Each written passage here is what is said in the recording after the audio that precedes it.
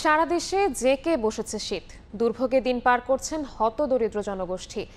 সবচেয়ে বিপাকে পড়েছেন উত্তরাঞ্চলের মানুষ। বিস্তারিত জানাতে পঞ্চগড় থেকে সরাসরি যুক্ত হচ্ছেন রিপোর্টার সোহাগ হায়দার।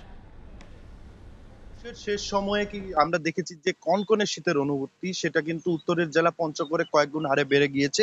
আমি জানিয়ে রাখি যে গতকাল এই জেলায় চলতি মৌসুমের মধ্যে সর্বনিম্ন তাপমাত্রা 7.3 ডিগ্রি সেলসিয়াস রেকর্ড হলেও আজকে খানিকটা বেড়েছে, কিন্তু তাপমাত্রা খানিকটা বাড়লেও কিন্তু হিম বাতাসের যে পরিমাণ সেটা কিন্তু অব্যাহত রয়েছে। আমরা দেখেছি যে রাত থেকে সকাল পর্যন্ত কনকনে অনুভূত হচ্ছে এবং এর কারণে এখানকার যারা নিম্ন আয়ের মানুষ আছে তারা কিন্তু চরম বিপাকে পড়ছে। আমি জানিয়ে রাখি যে আজকে সকাল 6টায় তাপমাত্রা রেকর্ড করা হয়েছে 8.5 ডিগ্রি সেলসিয়াস বলে জানিয়েছে তেঁতুলিয়া আবহাওয়া অফিস।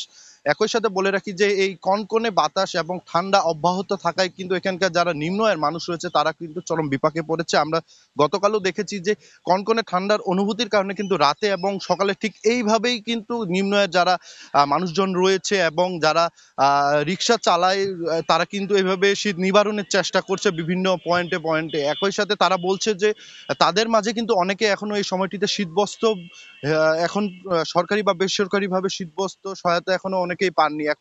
এদিকে আমরা জেনেছি যে পঞ্চগড় জেলা প্রশাসন কিন্তু শীতবস্ত্র বিতরণ করছে, যা এই জেলার জন্য এখন পর্যন্ত পর্যাপ্ত নয় বলে আমাদের জানিয়েছে। আমরা তা জেলা প্রশাসনও বলছে যে এখানে এই সময়টিতে যারা বিত্তবান মানুষ রয়েছে তারা যেন এই সকল মানুষের পাশে এসে দাঁড়ায়। আর বলে রাখি শীতের এই বিরূপ একটা রাত এবং সকাল পর্যন্ত কনকনে শীত অনুভূত হয়, কিন্তু দিনের গরম খানিকটা গরম আবহাওয়ার কারণে এখানকার শীতজনিত যে রোগের সংখ্যা সেটাও কিন্তু বেড়েই চলেছে। আমরা দেখেছি যে হাসপাতালগুলোতেও কিন্তু রোগীর সংখ্যা বেড়েই চলেছে। আমি বলে রাখি যে এই জেলা হিমালয়ের একেবারে কাছে হয়। এখানে যে উত্তর পশ্চিম দিক থেকে বয়ে আসে পাহাড়ি যে হিম বাতাস রয়েছে এর প্রভাব কিন্তু দিন দিন বেড়েই চলেছে। সব থেকে বেশি রাতের সময়টিতে কিন্তু এখানে শীতের অনুভূতি হচ্ছে। একই সাথে এখানকার যারা নদী কেন্দ্রিক মানুষ রয়েছে তারা কিন্তু সব থেকে বেশি বিপাকে পড়ছে।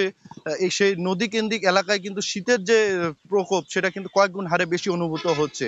তো এ ছিল আমার কাছে পঞ্চগড় থেকে শীতের সর্বশেষ।